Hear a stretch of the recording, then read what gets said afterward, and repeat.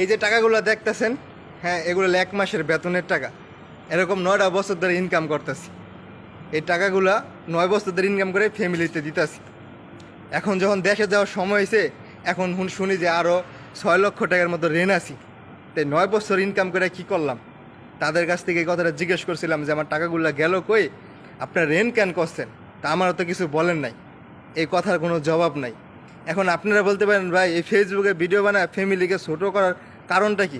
আসলে ভাই ফ্যামিলিকে ছোট করতেছি না, আমি বলতে চাইতেছি যে যারাই বাইরে আছেন ভাই, হয়তো সবার ফ্যামিলি এক না হয় এটাও মানি, কিন্তু নিজের কাছে কিছু টাকা রাখেন ভাই।